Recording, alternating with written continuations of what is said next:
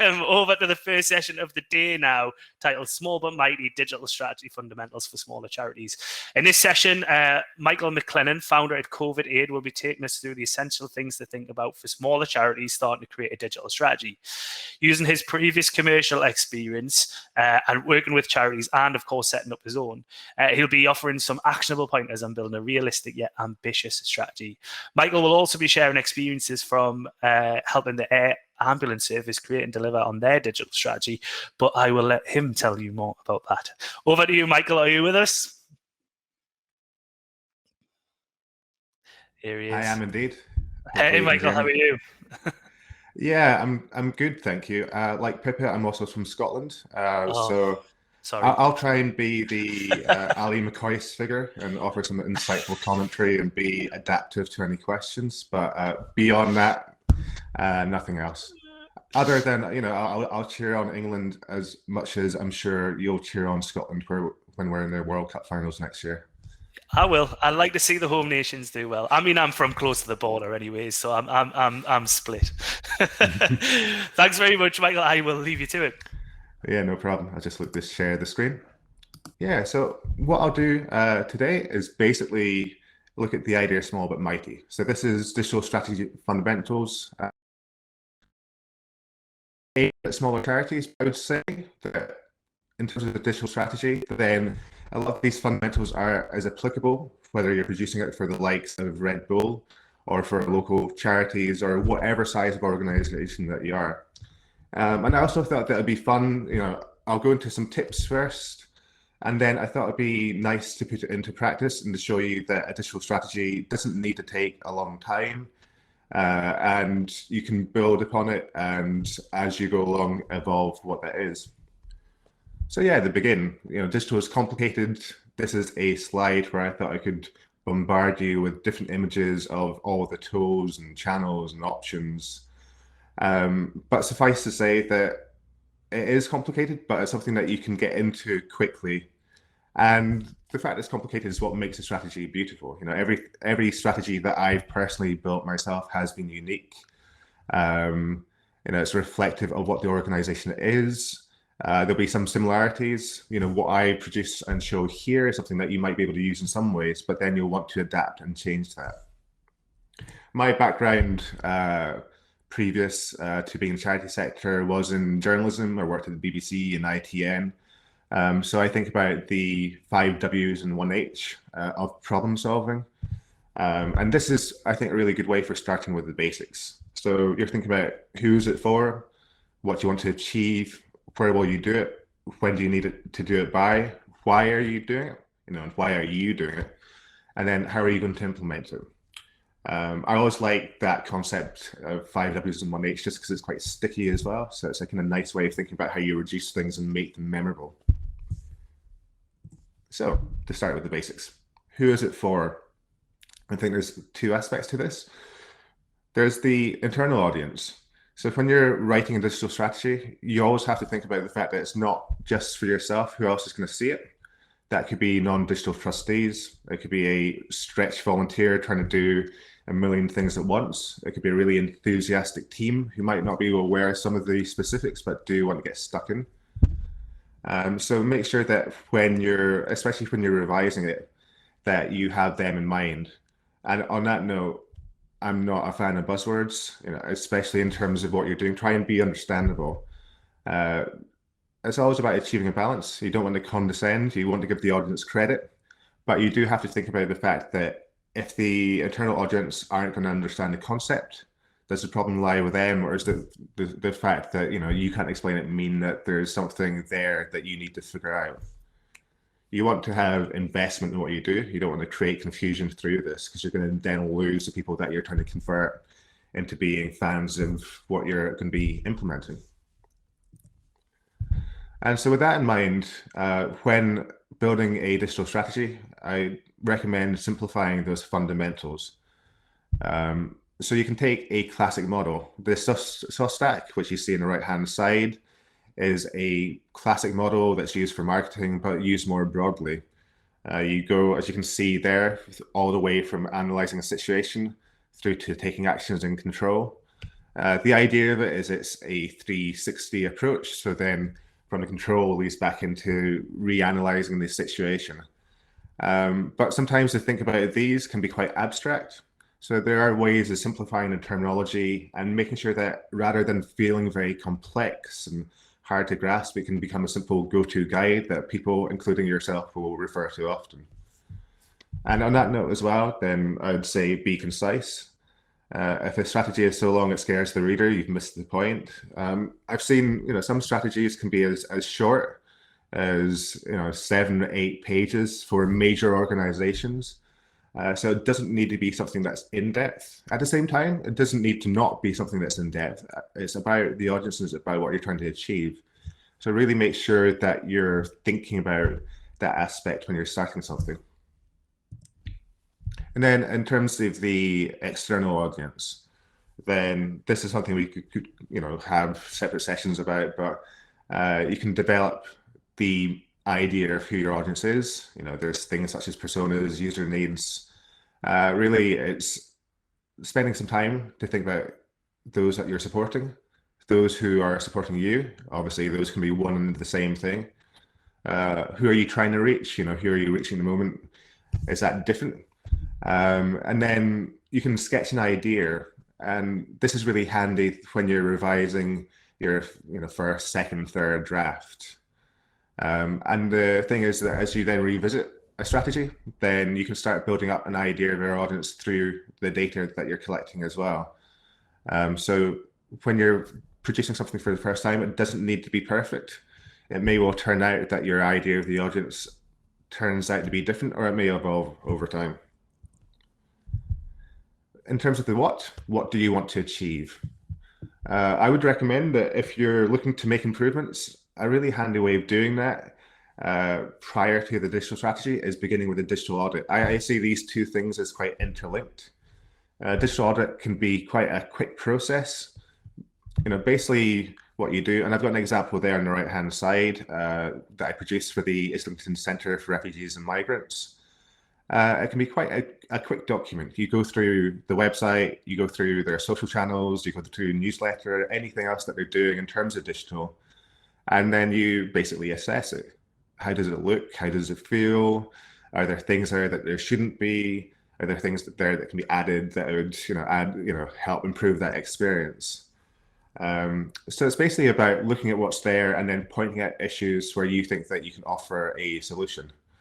The really handy thing about doing a digital audit is that as it's something that you can turn around quickly, it means that things don't have to wait while you try and delve more into the theoretical concepts and building the strategy itself. And importantly, it also means that you can register some quick wins. So if you're trying to persuade stakeholders about how great digital can be, if you're able to already start improving things at the same time as you're building a digital strategy, that's making a really good case for the fact that you know what you're talking about, and that it will make a difference as a charity starts to shift more towards the digital side of things. And then some questions to think about in terms of what do you want to achieve. Now, what it's about, is it raising awareness? Is it reaching an existing audience or building a new one? Donations, volunteers, membership? It can be some, all, none of those things. But you do want to explicitly lay out what that is. You need to have a purpose to what the strategy is. You want to make that clear and at the core, so that anybody who's looking at this will understand what your goals are. And then go on to the where. It's not enough to just say, well, it's going to be digital. There are dozens of channels. On the right-hand side, I've got a slightly confusing graphic with all the different social platforms. That in itself is outdated. Nowadays, you'll have things like TikTok, Twitch. You have to think about your audience in terms of where they spend their time. That can be down to things such as their age, their geographics, their interests, as well as then trying to think about where your audience is. You also have to think about how much time that you have. I mean, I think a classic mistake some people will make is thinking that you need to be everywhere that your audience is. And by doing that, you'll spread yourself too thinly. You'll find yourself not having enough time to do things that are reflective of your charity, and the quality will suffer. So, try and focus initially on those primary platforms and only expand when a case is made. Often you'll find that social media moves so fast that you might have had something in mind, but it's no longer applicable. Nowadays you might be less inclined to put something in Snapchat than you once were, and more inclined to go for TikTok, or there's many other aspects to that. So in terms of the idea of nothing staying still, then I think one of the most important things that I would want you to take away is the fact that digital strategy is not static. Now, this should not be a document that sits in a folder somewhere and then gets hidden away. It's something that should feel vibrant. It should be go-to. It should be a guide. It should be something that you constantly refer to. And there's some, good reasons for that. Digital moves quickly, as I said before. You also learn by doing. So, as you're putting the strategy into place, there's going to be things that are going to refine what you think works and what doesn't, and what works from strategy and what doesn't. So yeah, create an evolving document. Start simply, add according to need. Don't overthink it. It can be very easy to do that. But again, if this is an evolving document, you don't need to worry about the fact that this is going to be the one true, source of truth. You can have the July version of strategy, the August version. You can then refine anything before you show it to other people, just to make sure that it feels accurate at that time. So yeah, in terms of the why are you doing it, I decided to emphasize the you and on that side of things, because that's something that you also have to think about. So, what do you hope to gain? Will this help you in your daily job? Who's implementing this? And that's a really key question, because it may turn out that within your charity that there are people who are better placed to produce, if not the strategy itself, then potentially some aspects of it, or that you can consult on. And that can save you time. Can you delegate tasks? Who are the right people to ask the right questions? And through this, then you can also then make sure that the knowledge gain can be put to the best possible use. So yeah, what I've done. So COVID Aid is a charity that I started the idea for back at the beginning of the year. We are the UK's first charity looking to support all of those who are affected by COVID-19, realizing that there's going to be an ongoing long-term need for that sort of support. We're a modern charity, so we're looking to link in and openly collaborate with other existing charities in terms of what we do. We're hoping to be modern and vibrant. Given my background in digital strategy, I hadn't actually produced one because I felt like I knew what I was doing, but that can be a bit of a foolish assumption to make. And so for the purpose of this presentation, I thought it'd be really useful to actually produce a digital strategy for COVID Aid. What I looked to do with this was produce this with free tools. So it's made in Google Slides, which is free to use. All the analytics tools that I use within this are also free. So there's no cost involved to this for a smaller charity. In terms of the time spent, then I took 2 hours over this, not including a couple of drinks breaks. But I was extremely keen as part of my competitive streak to make sure that I stuck to this. Purpose of that is just to show that it doesn't need to take too long to have something in place as a rough guide. This is a rough strategy. When I'm looking back on it, there are things that I would like to include, which I won't bore you too much with. Just in terms of some of the channels that maybe I should have thought about a bit more. But it's still a really useful guide. Hopefully it'll be really helpful with the volunteers on our side who are involved with digital at the moment. And then also, I'm sure that the hosts will be able to share this with you afterwards. If not, you can get in contact with myself, but this is freely available to refer to. I say pilfer from, because I think, again, with strategy, feel free to take aspects from other things that you see and then tailor it for your own organization. And you can do that with this.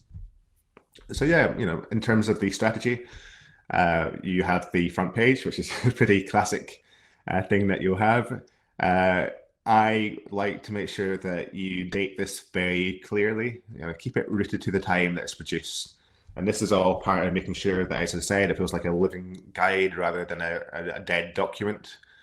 This is definitely a work in progress. I think you can remove that disclaimer once you have something more refined, but you do want to make sure that it feels like this is what you're speaking about at this current time, because like I said before, then things can move very, fast digitally.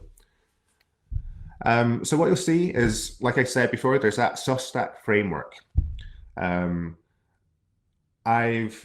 in this document, and basically made that more friendly in terms of the terminology. I also begin with the strategy with the purpose as well. So like I said before, know why you're doing this. Keep it clear and simple, and keep that intended audience in mind. So you don't want to confuse with what you're talking about. So here I talk about how we've just launched, that we've done well over the past month, but we want to continue that. And then a bit about what we're trying to achieve with this. And then you go into what you call the situation analysis, but here I just call it where we are. And again, this is also using quite a well-known model, the SWOT, environmental analysis, but I'm making sure that it feels much more approachable, that you're not using things that are confusing that you need to explain about when you're presenting this to people. And it should speak to its own importance without needing to refer to the fact that you're using well-used models. So with the SWOT analysis, then you're basically looking at what's helpful, harmful from an internal, external perspective. So they go into this very briefly with COVID aid.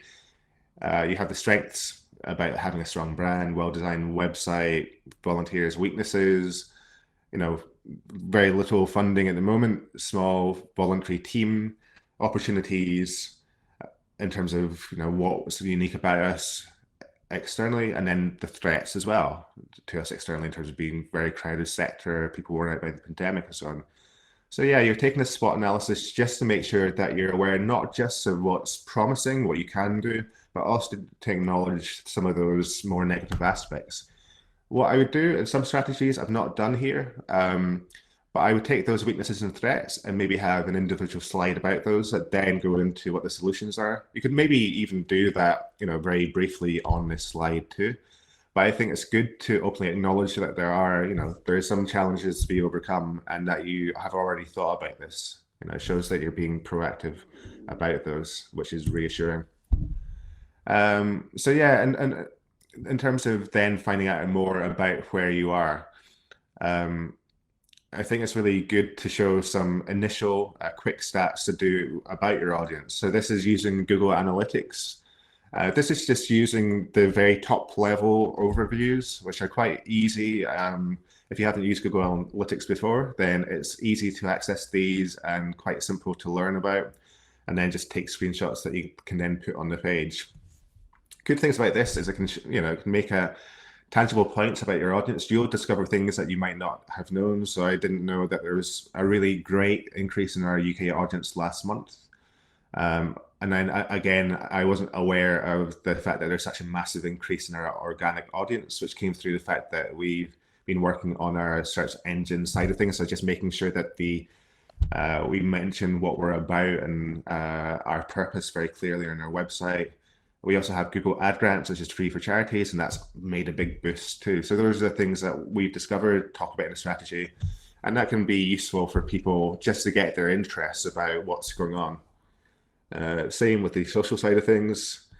Like I say, it can be nice to show some confusing looking stats just to show that there's a lot of work that you're putting into things, a lot of work involved, but make sure that you explain clearly on the other side, digest that, because people are going to look at those graphics and they're not necessarily going to comprehend that. It's just going to look like a lot of jumbled data.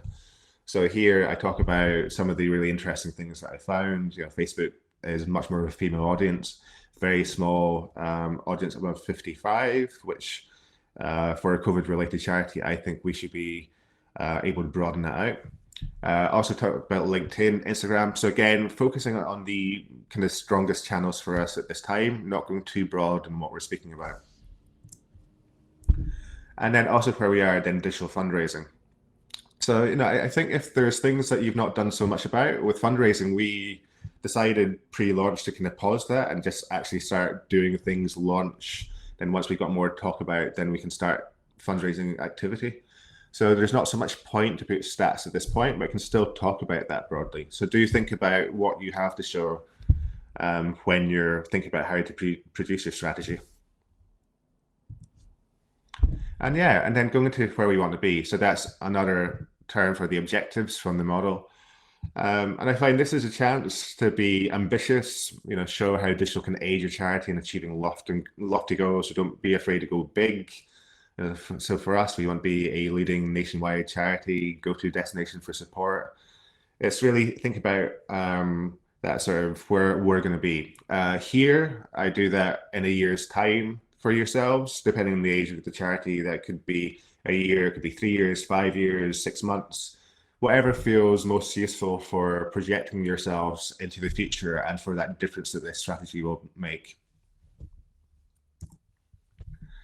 And yeah, this is then where you move on to the strategy, which is at the core. Here I've kept it pretty brief and pretty simple. Like I say in the note here, it's something that I think you could expand out. I probably would expand maybe to 2 or 3 slides. I think next slide also does do something about the strategy, but I could talk about it a bit more. But at the same time, it's nice to be clear and simple. This is something that's going to apply across digital and everything you do. So the fact that at COVID aid, I was thinking about the fact that, like I said, to do with Facebook analytics, that actually there's an opportunity to reach a broader age range, be reaching more of the UK with what we do. So it's about expanding our scope. So within the strategy, I'd recommend maybe making 2 or 3 points.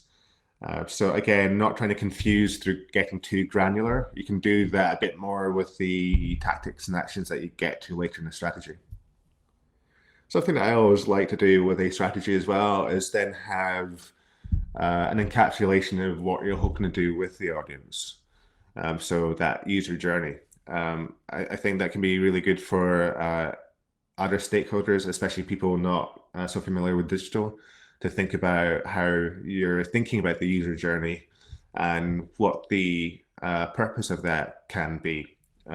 Previously with digital strategies, I've used that donation funnel on the left-hand side a lot. I find it really helpful to think about how, awareness, just having people aware of who your charity is really important.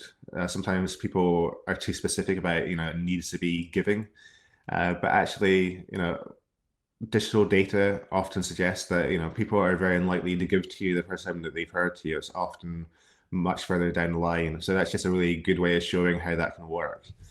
For COVID aid, then actually I'm thinking that the one on the right hand side, that Greenpeace engagement pyramid, is something that could be much more suitable for us. I saw Paul de Gregorio from the agency Rally speak about this at a presentation a couple of weeks back. I found it really interesting. So we want to be more community led.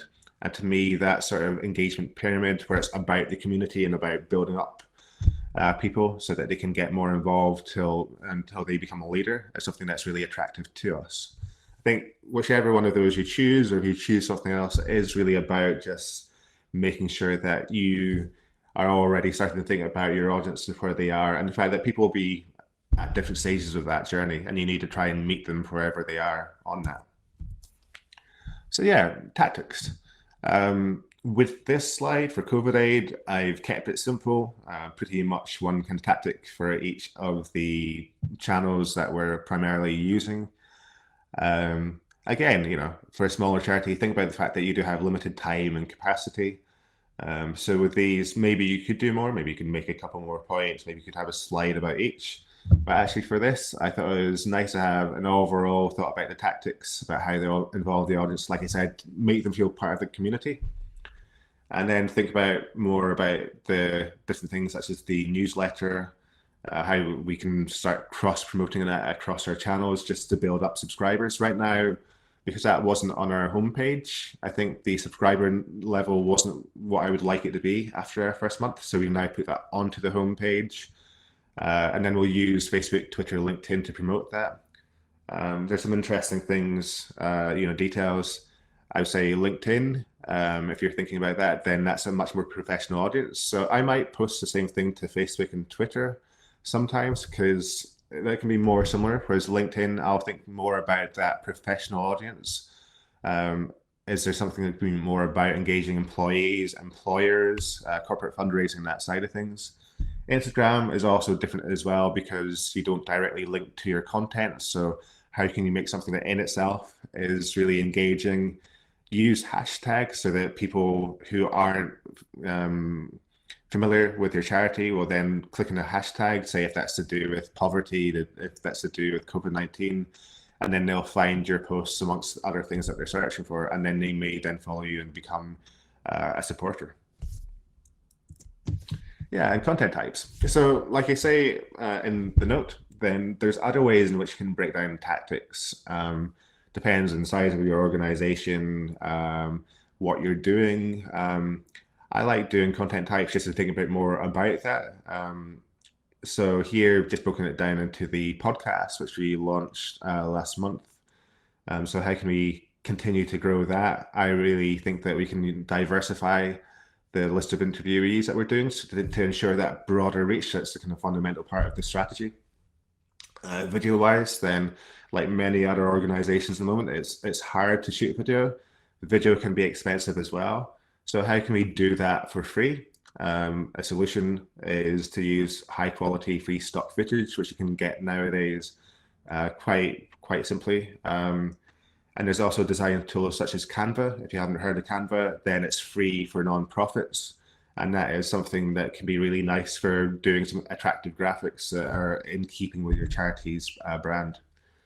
And then graphics imagery, then also thinking about how we can try and produce some good branded content. Yeah, and then also in terms of tactics, I think it's really good to show visuals that have any tangible benefits so far. So with this, then we've got this really great fundraiser for Just Giving. So let's put him on that slide just to show that Just Giving is something that can be really effective for us. And through this, we're talking about how we're building the support through engagement, fundraising through support. So again, that sort of idea of pyramid, trying to build people from being aware of us, then becoming the supporters. And yeah, at the end, then I finished, I think I finished, we'll see, the tactics side of things with the campaign. So we're now thinking, now we've launched, let's try and do a popular campaign. Let's try and be positive about it, heroic in nature. How do we do that? The reason I've got that here is because it's nice, you know, towards the end of the strategy to go a bit bigger, time to inspire. So, you know, you're getting into the weeds a bit more here. So it's nice to finish with something that's a bit more aspirational and about what you might be achieving that's really exciting. And, you know, hopefully when you're talking about this to people or from people who are reading this, then they think, oh, they think about the potential, they start imagining what this can be like. And it's something that will inspire them going forward and make them a digital advocate. And yeah, so basically with the self-stack model that we talked about, you then go to tactics, which we just did, actions and control. I would recommend switching that around. I prefer to have the control, you know, the measurement side of things before actions, just because actions are the things you're going to go on to, so that feels like more of a natural end. What I've done here is just show that, you know, previously at places that I worked at, so if I was at the BBC or if I was at Red Bull, you have audience intelligence, analytics, insights teams, you know, whole realms of people who are all dedicated to individual channels and very granular, very nuanced data. You may well, you know, I certainly don't have time to do that. I don't have the resource to do that.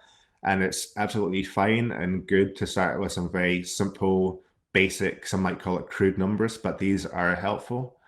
What I've done here for COVID aid is basically look at some of this just very key stats for each of those channels. So the website, Facebook, Twitter, newsletter, look back at what they were like in May, in June, and then projected forward. And these are, you know, back of the envelope style projections. I've tried to think about what that growth might be in terms of with website, then that's around 50% kind of month on month kind of boost. So it's trying to be aspirational to what you've seen before. At the same time, be realistic. You don't want to, you don't want to promise 1,000% growth and you don't hit that. So try and make something that feels like, oh, this is going in the right direction. At the same time, don't try and overpromise. This whole thing about under delivering. You'd rather kind of over deliver, but at the same time, you don't want to depress people by making it seem like there's not too much point to what you're doing. So make sure you maintain that balance. And yeah, actions. So I think it's very, important. We've been aspirational with what we do. We don't want to be too pie in the sky at this point, because otherwise it will just seem like it's something that's not actually achievable. So here, talk about the tangible next steps, keep it quite simple and basic. So increasing capacity, refining the activity, building that list, investigating membership models for what we're doing as a community building organization. Think about collaborative campaign. So, going to some of those key points, you could do more about this, but I do like that. You could even assign that to specific people potentially. But yeah, it's a kind of nice mode to end on. And then, at the actual end, and always make sure that you're thinking about how you can, get questions asked of you, provide kind of easy access to that as well. So yeah, final thoughts very quickly, because I know there's a Q&A section at the end, but final thoughts. So yeah, make those improvements achievable. Don't be so ambitious that it feels absurd. It has to be realistic. Try and get that buy-in. I say present a strategy to chairperson, trustees, whichever stakeholders want to know more. Make sure they don't feel like they're stupid if they ask any questions. You want them to be asking questions, and much better than them being quiet and not taking it in. Update the strategy after speaking to them, so they're then part of the production team. They're then engaged in it. I would recommend, if you can, to try and speak to them during it as well, so that they feel like they're influencing what this is. You want to make the whole charity ideally feel like they're a part of this. Yeah, and then patience. Change takes time, so don't get too frustrated. Any small charity has multiple competing priorities, lots of things to be doing. So try and take those small wins and build upon those, and try and establish momentum and build upon that, rather than get too frustrated, as I know, it's quite a natural reaction sometimes. And I finish with, just very importantly, be respectful for all the activity that's come before. Don't trash things. Be gracious, acknowledge good work. Just because digital side of things, if you got a crummy looking website or something that's not great, it still took lots of time to build. Might have looked really good when it was first launched. What was once great can date badly. So it's very much about making sure that you're building a positive relationship with the people you're presenting it to, and using that as a document to on go with. And yeah, so that's the end of the strategy. I hope you enjoyed that, and I'll stop. Amazing, Michael. Thank you very much, and really great insights there. And thanks for running through your strategy as well. A lot of questions about will you have access to that afterwards, and absolutely we'll be sharing with everybody afterwards, so don't worry. Loads of questions, so I want to dive straight in there. Kicking off with the top of the list from David Blackmore. What are examples of key elements of a digital audit? For example, digital tools to deliver sessions to beneficiaries. Yeah, digital audit. I think, again, I would tailor that, to what the organization is, but I would keep that quite short. Like actually, I say that sometimes I go into more detail. I would keep the kind of focus short, just in terms of the digital channels. If you're looking towards the fundraising side of things as well, I don't think again, if I was doing this audit, typically I'd produce those maybe in more time than that strategy took, but maybe about 3 or 4 hours. So the idea of it is you don't get so much into the weeds of that then you lose track of doing the strategy. This should be something where you get some quick recommendations.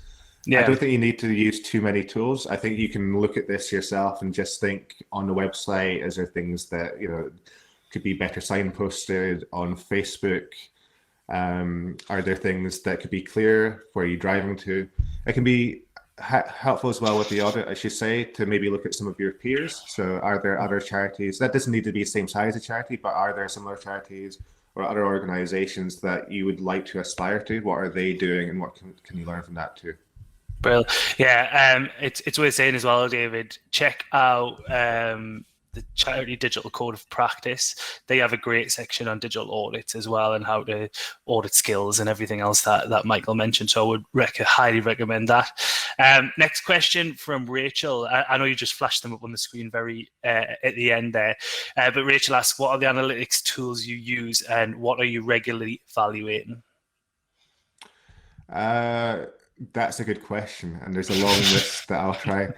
So right now, with COVID aid, I am just using free tools apart from for Hootsuite. So that's basically what I'm using at this time. Typically, then there'll be some more kind of monitoring analytics tools that I would maybe subscribe to with more of a budget. But I usually try and get things that kind of interlink. So that's why I like anything like Hootsuite, where you can do the posting, the audience listening, and then get some analytics as well. And because right now I've got limited time, then I'll try and set up some reporting. So Hootsuite, you can do monthly reporting. Just keep it simple, and then you don't need to spend too much time. Great, thanks. Next question. From Anonymous. This strategy is very much based around website, social media, whereas digital is much broader. How do you incorporate that and ensure that people think about the bigger picture? Yeah, that's a good point. And I think it's very much about thinking about the type of organization and then ensuring that that's reflected, especially in terms of the more of that kind of tactical action side of things. So I think when you're where we are and what we're doing, you can talk about those aspects in that side, and then when you're thinking about what you're actually going to do, strategy itself, the core of it can still be kind of that kind of broad overview.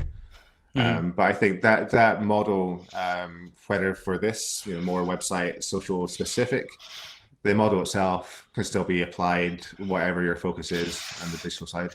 Yeah, exactly. You alluded to a lot of it actually within the strategy, mentioning people first. I think other things that come with digital culture and leadership and things like that, but that's already instilled if you're talking to the people who are going to adopt the change. It's almost there already. You've got, in your scenario, you already were looking at the infrastructure as well, which is a big part of digital strategy, with having Hootsuite in place and having the right infrastructure that you need to be able to deliver the strategy you've outlined. So to your point, I think it depends on what your charity is trying to do. Of course. But yeah, absolutely. Great question from Alice. What channels are the best to use for the 55 to 70 age group? Probably Facebook. That would be my guess as well. Yeah, I mean, depends with that age group, because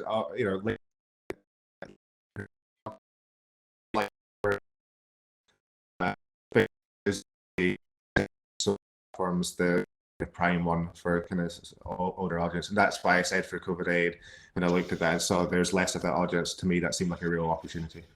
Yeah, exactly. And yeah, what I would say, Alice, if you've got some of that audience already, talk to them, find out where they go to find their information, what blogs they follow, what social platforms they use as well, and often you can get these answers from your own audience. Yeah, I would also say in terms of that as well, then also look at discussion forums and groups. So discussion forums for specific subjects, such as Mumsnet, can be really, big communities, and Facebook groups themselves. There's lots of really big Facebook groups. So if there's something specific to your charity, look at becoming a member of that. Absolutely. Yeah, no, great advice. Question from Evie. What classes is digital fundraising and what classes is normal fundraising? Is everything not digital these days? Yeah, and that's something where actually when I was creating and launching the charity, I was going to try and remove digital from the conversation, in a sense, because everything that we do is digital. But at the same time, then it's much the same. I don't always like the term content, because I much prefer storytelling. So I was trying to just stick to that. But then you can't avoid the fact that some things are content. Yeah. And much as the same as that, some things are very digital, like Just Giving, and some things are obviously more on the ground. So everything involves a digital aspect nowadays, but some things are more, 100% digital. It's, dare I say that word, hybrid, isn't it? It's it's the word of the moment. It's a little bit of everything. We're gonna wrap up with one last question and then head into the break. How often do you believe you should be reviewing a digital strategy? They currently review theirs monthly, but they are conscious the digital world changes rapidly. It's a really good question. Yeah, that is a really good question. Myself, then sometimes I'll revise something just when I know that I need to show it to somebody else because I then feel that pressure. I would say monthly to me like feels like a pretty good way of doing things. Not least because then by having that date, I find that just that June, July 2021, then it's quite there it is. You can stick to that. If there's things that you need to update, then you can hold it over for the next month. So you can say, oh yeah, there's a few other things. And digital moves fast, but I don't think it moves so fast that you should be updating any quicker than that. Yeah, we do the same. We meet monthly to chat about, results. Trends is a big one that we don't need to change whole massive aspects of the strategy, but we need to make sure we're on trend, specifically as a storytelling organization. But I would also say that I think that's why it's important again to date it, because I don't want anybody watching this to be put off by the idea of monthly. If you can only update it every few months, every half a year, every year, then that's also good to do. And depending on the size of your charity, things won't change that radically. It just depends, again, how digital focused you are and what you're trying to achieve at that time. Absolutely. Well, Michael, thank you very much for your time. Amazing presentation.